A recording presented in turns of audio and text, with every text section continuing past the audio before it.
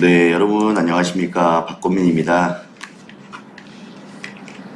네, 안녕하세요. 오늘도 많이 들어오셨네요. 반갑습니다. 김지수님 어서오세요. 상진님 어서오세요. 플라워강님 어서오세요. 금요일이네요. 그쵸? 식사들은 하셨어요?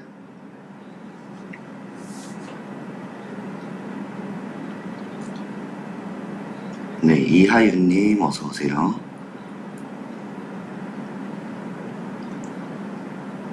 네, 박지윤님 어서오세요. 다혜님 안녕하세요. 네, 지훈님 먹었습니다.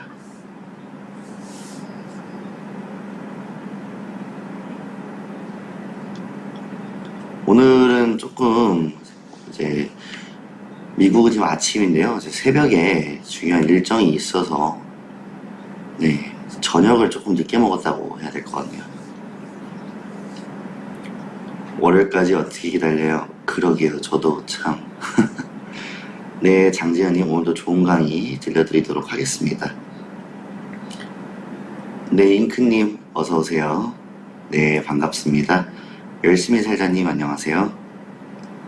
네, 민수님 어서오세요. 네, 하늘보르님 강의 듣고 주말 행복하게 잘 보냈으면 좋겠습니다. 성태형님 주말에는 왜 강의가 없어요? 저는 개인적으로 휴식만큼 중요한 게 없다고 생각을 하거든요. 여러분들도 이제 한 주 보내느라 고생하셨는데 저도 좀 쉬어야겠죠. 네. 네, 이재현님 어서오세요. 심영철님 반갑습니다. 대인정님도 어서오세요. 네, 김성훈 반포님 출석했어요. 오늘도. 네, 감사합니다. 네, 진정리님, 네, 반갑습니다. 네, 어서오세요. 네, 옥창수님 반갑습니다. 어서오세요. 이성주님 출첵해요. 네, 반갑습니다. 네, 맞습니다. 돈을 이게 5억, 10억 이렇게 버는 게 중요한 게 아니라 그걸 벌어서 노후에 건강하게 네, 쓰시는 게 중요한 것 같습니다. 오늘도 8시 30분 정각에 강의 시작하도록 하겠습니다. 네, 용수님 어서오세요. 100분 넘게 들어오셨네요. 편안한 밤 되세요님 어서오세요. 이성균님 오늘 너무 기대되시나요? 네, 오늘 거래 정말 기대하셔도 좋을 것 같습니다. 저희가 정말 열심히 준비했습니다. 네, 최승우님 어서오세요. 김영수님 좋은 아침입니다. 김영수님도 미국에 계시나요? 아, 하늘보리님 시드를 추가하시네. 박교수님 오늘도 오셨네요. 반갑습니다. 네, 오늘 파월의장 이따가 연설이 예정되어 있습니다. 아마 파월의장 연설에 따라서 사실 미국 금리 0.25 베이스 포인트 인하는 확정이나 마찬가지인데 그래도 중요한 연설이죠. 네, 김영수님 어서오세요. 아, 제가 여기 있어서 좋은 아침이라고 하신 거라고요? 네, 맞습니다. 자, 8시 30분 정강에 시작하도록 하겠습니다.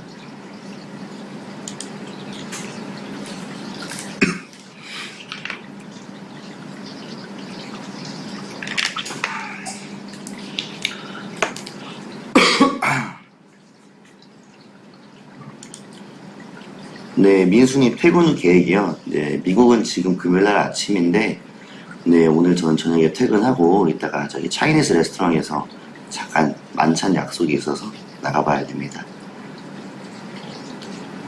당연히 오늘 강의 재밌을 것 같나요? 네. 상민님 오늘 강의 잘 부탁드리겠습니다. 저도 열심히 해보도록 하겠습니다.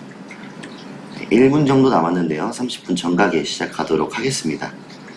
추파추스님 어제 2,000불 수익 축하드립니다. 네, 도영건님 오늘도 대단히 감사하게 강의 듣겠습니다. 네, 감사합니다.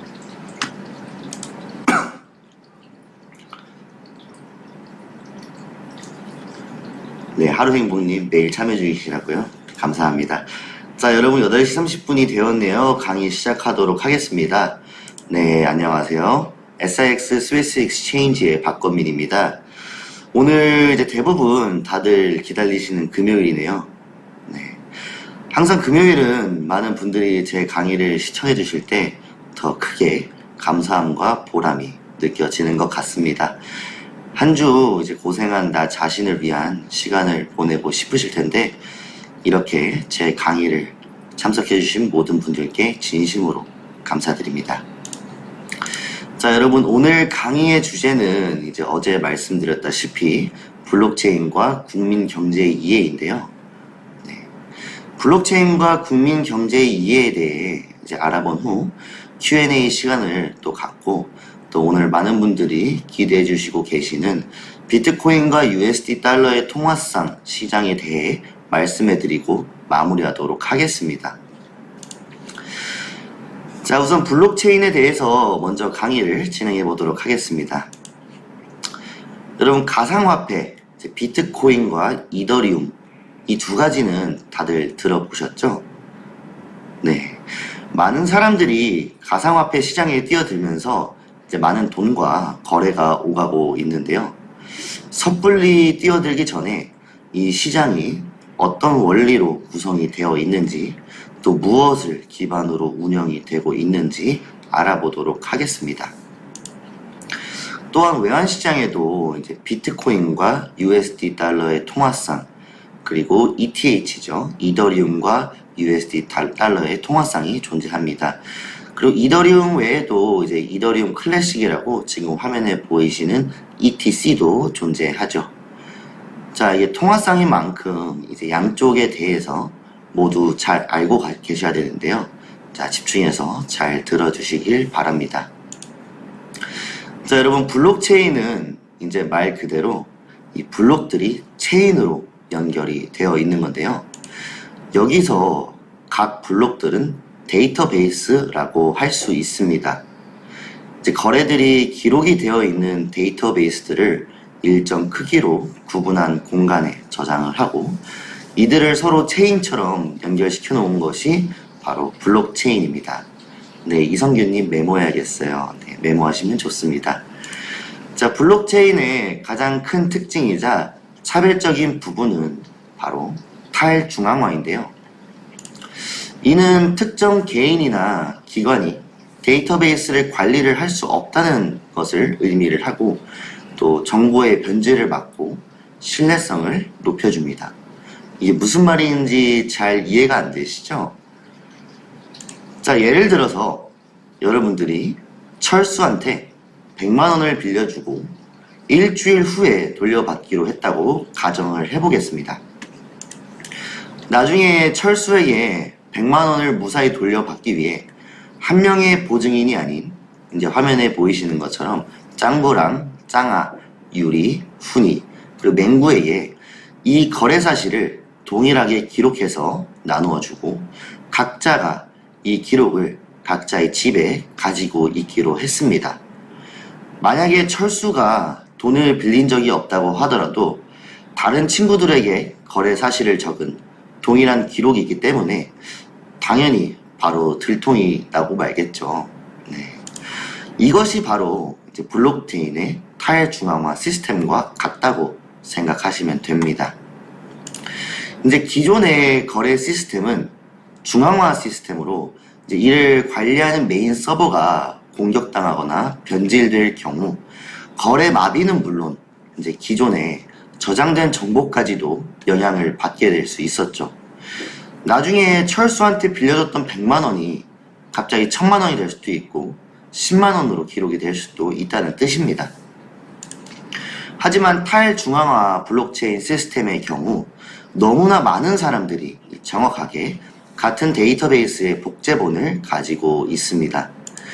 또한 자동으로 일정 시간마다 새로 고침이 돼서 공유가 되기 때문에 만약에 하나 이제 변질이 된다고 하더라도 또 다른 수많은 서버에 존재하는 원본 기록들이 존재하기 때문에 누군가가 이를 조작하거나 통제하는 일은 거의 불가능 수준이라고 보실 수 있습니다. 때문에 탈중앙화 시스템의 정보 변질을 막고 이제 오히려 신뢰성이 굉장히 좋다고 하는 거죠. 자, 그렇다면 같은 자료를 공유하고 있는 전체 비율 중에 과반수 이상을 조작해버린다고 하면 어떨까요? 예를 들어서 10명이 같은 데이터를 공유하고 있는 상황에서 6명과 결탁하여 정보가 이제 조작이 돼서 이 정보가 진짜라고 주장을 한다면요. 이제 이런 경우 이제 조작된 가짜 정보로 대체해버리는 것이 가능하긴 하죠. 이론적으로. 이제 이것을 저희가 51% 어택이라고 하는데요. 하지만 정보를 공유하는 사람이 1000명, 10,000명에 이른다고 하면 이들의 과반수 이상과 결탁을 해서 이렇게 정보를 가짜로 바꾸는 게 과연 쉬운 일일까요? 근데 다행히도 실제로 블록체인 시스템을 통해서 공유되고 있는 정보량은 매우 방대합니다. 그래서 이에 과반수 이상의 이제 블록체인 시스템이 업데이트되기 전에 조작하는 것은 사실상 불가능하다고 보시면 됩니다. 네. 저희 SIX 스위스 익스체인지도 작년 회원분들의 개인 정보를 모두 탈중앙화해서 이제 블록체인으로 보관을 하고 있습니다. 당연히 모두 다 이제 암호화가 돼서 보관을 하고 있기 때문에 여러분들의 개인정보에 대한 해킹이나 어떠한 위협에 대해서도 걱정하지 않으셔도 됩니다. 제가 이제 저희 거래소 자랑을 제가 이렇게 가끔 중간중간 한 번씩 하는 것 같은데요. 저희 거래소는 이제 운영한 지 10년이 넘었는데 이 10년이 넘는 기간 동안 단 한 건의 개인정보 유출 사고가 없었습니다. 이제 블록체인에 대한 내용은 굉장히 무궁무진한데 여러분들은 가상화폐와 현물화폐, 통화상 거래에서 블록체인 기술에 대한 기초 정도만 아셔도 충분하기 때문에 제가 블록체인에 대해서는 이제 이 정도만 준비를 했습니다. 그래도 내용이 생각보다 어렵진 않았죠, 블록체인이. 네. 자, 여러분 이제 이어서 두 번째 주제인데요.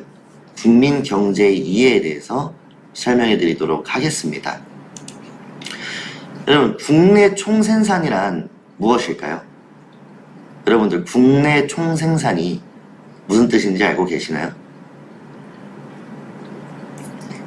자, 이 국내 총생산을 이제 이해하기 위해서는 국민 경제 지표를 알고 가셔야 되는데요.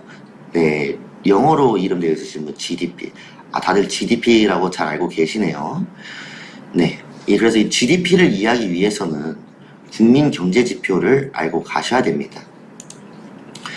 국민 경제 지표란 국민의 경제 상태를 파악하기 위한 지표로 국내 총생산과 물가 그리고 실업률 등이 있습니다. 이제 국내 총생산이라고 하면은 이게 어렵게 들릴 수도 있는데 지금 다들 이제 아시는 GDP입니다. GDP. 그리고 제가 지난 강의 때도 이 GDP에서 설명을 드렸었죠. 자, GDP는 영어로 Gross Domestic Product의 약자로 일정 기간 동안 한 나라 안에서 새로 생산된 최종 생산물의 시장 가치를 합한 것입니다. 국외에서 생산된 것들, 이제 예를 들어서 중고품, 중간 생산물, 시장에서 거래되지 않는 국내 총생산에 다 포함되지 않습니다. 이거를 이제 저희가 이해하기 쉽게 하기 위해서 국내 총생산을 이제 4가지로 이렇게 잘라서 설명해 드릴 건데요. 여러분들 다들 GDP는 아셔도 이제 정확히 어떤 게 포함이 되고 포함이 안 되는지는 잘 모르실 것 같아요. 네. 자, 우선 첫 번째가 일정 기간 동안이라는 건데요. 국내 총생산은 일정 기간 동안이라는 의미가 왜 중요하냐면 4번의 최종 생산물에 4번의 이제 최종 생산물의 시장 가치를 합한 것이라고 아까 나와 있었죠. 그러니까 최종 생산물의 시장 가치를 전부 다 합친 겁니다. 근데 일정 기간이라는 게 없다면 여태까지 이루어진 최종 생산물이 시장 가치를 전부 다 포함한다는 의미가 되겠죠. 이제 그렇게 하는 게 불가능할 뿐더러 그렇게 따지면 경제가 작년에 비해 올랐는지 얼만큼 성장했는지 알기가 어렵습니다. 그래서 꼭 일정 기간이라는 단어가 들어가고 그 기간을 지금 화면에서 이렇게 보이시는 것처럼 365일, 1년으로 설정을 해서 봅니다. 자, 다음으로 이제 2번이죠. 네, 한 나라 안에서인데요. 이것도 굉장히 중요합니다.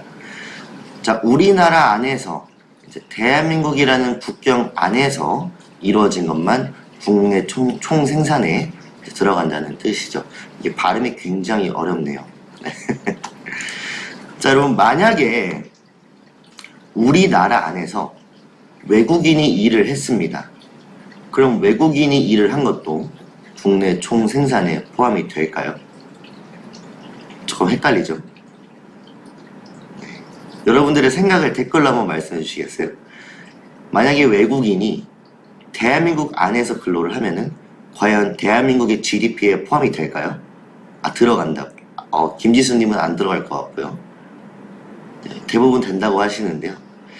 자, 제가 방금 한 나라 안에서 그리고 우리나라 국경 안에서 이루어진 것이라고 말씀드렸었죠. 네, 그렇기 때문에 비록 외국인일지라도 우리나라 안에서 어떤 생산 활동을 했다면 국내 총생산에 포함이 된다고 보실 수 있습니다.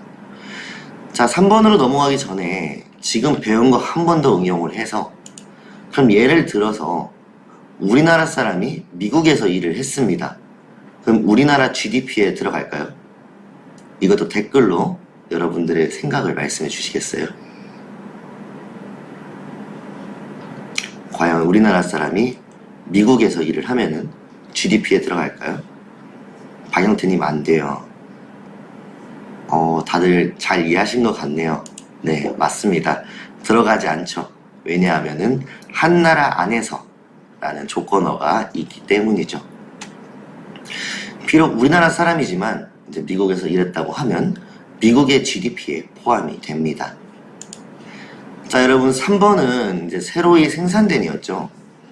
이제 새롭게 생성된 것도 굉장히 중요한 포인트입니다. 자, 만약에 오래전에 생산을 했지만 올해 팔렸습니다. 그럼 국내 총생산에 포함이 될까요? 안 될까요?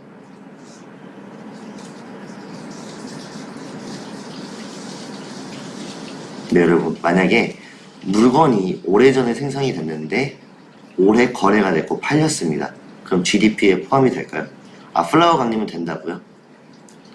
포함이 된다고 하시는 분들이 많은데요. 또 안 된다고 하시는 분들도 계시네요. 네.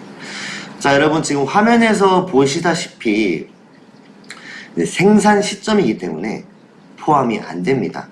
근데 지금 화면에 이제 골동품이라고 예를 들어놨는데, 이제 이런 것들 중에 대표적으로 골동품 이런 것들이 있죠.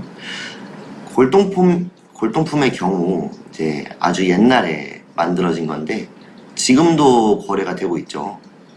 그래서 거래가 되고 또 이 골동품 시장은 돌아가고 있지만 GDP에는 포함이 되지 않습니다. 자, 마지막으로 여러분 4번 이제 최종 생산물에 대해서 보겠습니다. 자, 최종 생산물의 시장 가치를 합한 것이라고 했는데요. 어떤 생산물이 만들어지기 전까지 어떤 과정들이 있죠. 근데 그 과정 중에 가장 최종 단계, 그 최종 생산들만이 이 국내 총생산 GDP에 포함이 된다는 뜻입니다. 그래서 여기서 이제 또 중요한 것은 시장 가치를 합한 것이다 인데요. 여기서 말하는 시장 가치라는 게 무엇을 의미하냐면 한마디로 말해서 가격입니다. 가격. 생산 가격이 아닌 판매 가격을 의미합니다. 밑에 이제 국내 총생산에 포함되지 않은 것들에 대해서 설명이 나와 있는데요. 우리나라 국경을 벗어난 곳에서 생성된 것도 당연히 포함이 안 되고, 또 새롭게 생성된 것이 아니기 때문에 중고품도 당연히 안 되겠죠. 또 같은 이유로 중간 생산물 또한 포함이 되지 않습니다. 항상 최종만 포함이 되는 거죠. 이제 시장에서 거래되지 않은 것은 국내 총생산에 포함되지 않는다고 말씀드렸는데, 시장에서 거래되지 않는 게 도대체 뭐지? 조금 어렵게 느껴질 수 있는데요. 예를 들어서 마약 같은 겁니다. 여러분 이마트, 뭐 홈플러스, 롯데마트 다들 아시죠? 저희가 이런 대형 마트를 가서 대마초를 구매하진 않잖아요. 그렇죠? 근데 시장에서 거래되지 않고 음지에서, 암시장에서 거래가 되죠, 보통. 이처럼 분명 가치도 있고 거래가 이루어지지만 이런 것은 절대로 시장으로 보지 않습니다. 그래서 국내 총생산 GDP에도 포함되지 않습니다. 이제 우스갯소리로 여러분들 이탈리아나 멕시코에 가보신 분들이 있으실지 모르겠는데, 이탈리아나 멕시코에는 좀 갱이라고 그러죠. 갱. 이런 갱들이 있죠. 그들이 보통 하는 게 뭐 총기 밀매, 뭐 마약, 뭐 이런 거래들을 많이 하잖아요. 근데 그런 거래들을 만약에 GDP에 다 포함을 시키면 이탈리아나 멕시코의 GDP 양이 어마어마하게 커진다고 합니다. 네.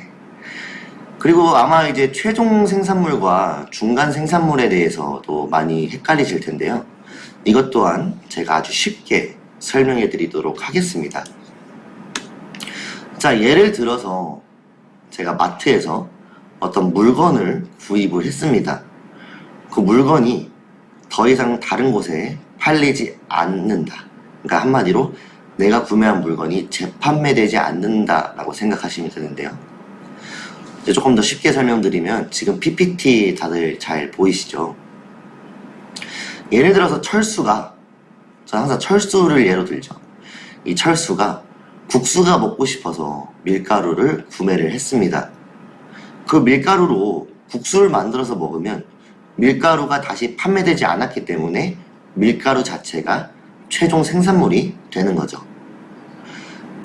하지만 철수가 그 밀가루로 국수를 만들어서 다시 판매를 한다고 하면 그 밀가루는 중간 생산물이 되는 겁니다. 그래서 철수가 집에서 혼자 또는 뭐 가족들이나 뭐 지인들과 먹기 위해서 밀가루를 사서 국수를 만들어 먹었다면 밀가루는 최종 생산물이 돼서 GDP에 포함이 되지만 그 밀가루로 국수를 만들어서 팔았다고 하면 최종 생산물은 국수가 되는 겁니다. 자, 여기서 제가 퀴즈 하나 내보겠습니다. 자, 여러분 문제를 보시고 제가 잠깐 얼굴을 가려드릴게요. 자, 문제를 보시고 생각되는 답을 유튜브 댓글로 달아주시면 될 것 같습니다. 가, 나, 다로 써주시면 될 것 같습니다. 참고로 이 자료는 저희가 천재교육에서 협찬을 받은 자료입니다.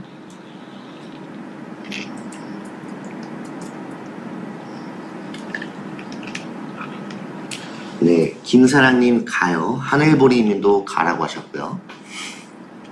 네, 플라워 강님도 가. 대부분 다들 가라고 하시는데요. 네. 네, 한번 같이 보겠습니다. 정답은 가죠. 네. 자, 가부터 한번 풀이를 보겠습니다. 자, 올해 국내 기업들이 새로운 스마트폰을 출시하고 있답니다. 올해라는 단어가 들어갔죠. 그리고 GDP는 보통 1년 단위라고 제가 말씀드렸죠.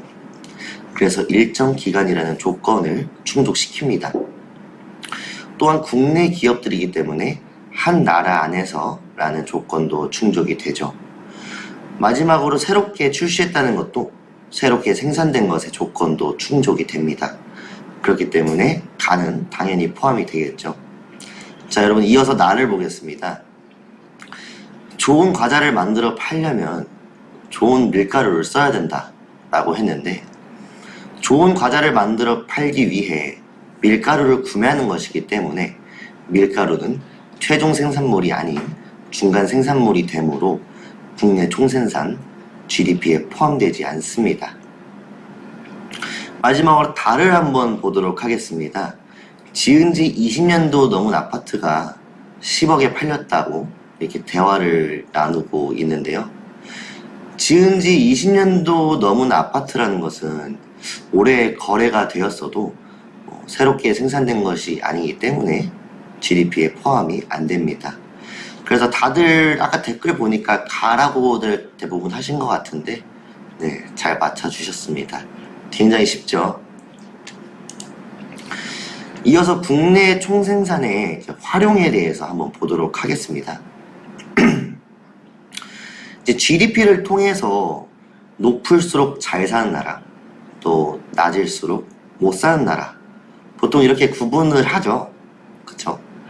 그래서 한 나라의 경제 규모와 수준을 보여줍니다. 근데 이 GDP에도 한계라는 게 존재합니다. 국내 총생산의 경우 국민 개개인의 소득이나 생활 수준을 파악하기가 어렵습니다. 그래서 국민 1인당 평균적인 소득 수준을 비교할 때는 1인당 국내 총생산이라는 지표를 활용합니다. 그러니까 GDP가 이제 높더라도 개개인 다수가 못 사는 나라들이 굉장히 많은데요. 과연 어디가 있을까요? GDP가 높지만 못 사는 나라가 어디가 있을까요? 개개인이 못 사는 나라가. 저희 나라는 굉장히 잘 사는 나라에 속합니다. 네, 저희 나라는 13위입니다. 상민님 중국이요. 미국, 김사라님 미국이요. 미국은 아닌 것 같은데. 다들 아시네요. 자, 대표적으로 중국이 있죠.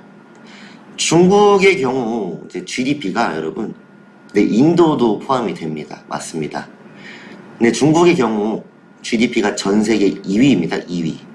하지만 중국인 평균 급여가 이제 약 80만 원 정도의 수준이고, 지금 PPT에서 이제 화면에서 보시다시피 2023년 기준 대졸일 때 평균 급여가 115만 원 정도라고 합니다. 이제 일부 부자들이 천문학적으로 돈을 벌고, 또 중국의 경우 인구가 워낙 많기 때문에 부자의 숫자도 많고, 그래서 GDP가 높은 거죠. 그래서 GDP가 높다고 해서 그 나라의 국민들이 모두가 다 잘 산다고 볼 수는 없습니다. 빈부격차가 굉장히 클 수 있기 때문이죠.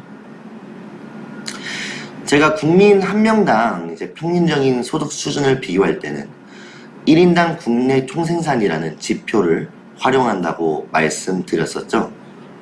이것도 굉장히 쉽습니다. 그냥 GDP에서 그 나라의 인구수로 나눈 값입니다. 생각보다 되게 간단하죠? 네. 그럼 GDP는 우리 생활에 어떠한 영향을 미칠까요? GDP, 이게 높을수록 더 증가할수록 당연히 좋겠죠. 다만 구체적으로 어떻게 우리에게 좋은지, 또 어떠한 영향을 미치는지 한번 자세하게 살펴보도록 하겠습니다. 자, 한 나라의 경제 규모가 커지는 것은 우리는 경제가 성장하고 있다, 경제 성장이라고 보는데, 이때 경제가 성장했다고 보기 위해서는 GDP가 증가했다는 것을 보고 우리는 경제가 성장을 했다고 합니다. 그래서 여기서 이제 경제 성장률이라는 게 나오는데요. 경제 성장률이란 경제 성장을 보여주는 지표인데요. 국내 총생산의 증가율로 표시를 합니다. 한마디로 작년에 비해서 올해 얼만큼 성장을 했는지 그것을 수치로 나타낸 게 경제 성장률입니다. 화면에 이제 또 작은 글씨로 되어 있어가지고 잘 보이실지 모르겠는데, 경제 성장률을 측정하기 위해서는 물가의 변동을 제외한 실질 국내 총생산을 이용한다고 나와 있습니다. 발음이 너무 어렵네요. 자, 국내 총생산은 시장 가격으로 표시가 되는 지표이므로 실제 생산량이 증가하지 않더라도 재화나 서비스의 가격이 상승하면 국내 총생산에 증가한 것처럼 보이기 때문이죠. 자, 경제성장이 우리 생활에 미치는 영향을 살펴보면 긍정적인 영향도 있고 또 부정적인 영향도 있습니다. 긍정적인 영향으로는 일자리 창출, 국민소득의 증가, 물질적 풍요화, 사회적 문화적 욕구의 충족 등 대체적으로 이제 삶의 질 향상에 기여한다고 보시면 됩니다. 반대로 부정적인 영향들도 있는데요. 자원 고갈, 환경 파괴, 다 화면에 보이시죠? 빈부격차 등 이제 사회적 갈등의 확대를 유발하기도 합니다. GDP가 무조건 그러니까 높다고 해서 좋은 게 아니라 좀 이렇게 조화롭게 성장하는 게 좋지 않을까 싶네요. 자, 오늘 이렇게 블록체인과 국내 총생산 GDP에 대한 주제로 정말 간단하게 강의를 좀 준비를 해서 진행을 했는데, 여러분들 너무 쉬웠나요, 강의가? 다들 잘 이해는 되셨죠? 오늘 강의 너무 쉬웠죠?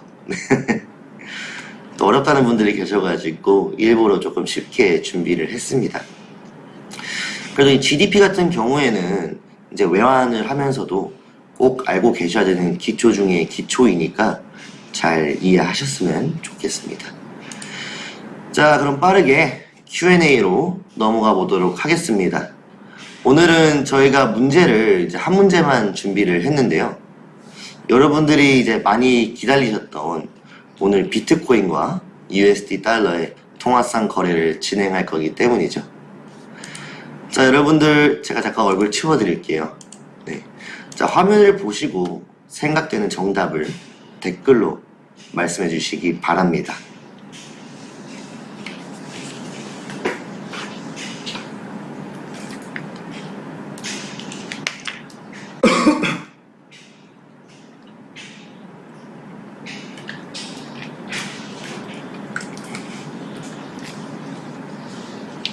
철수요?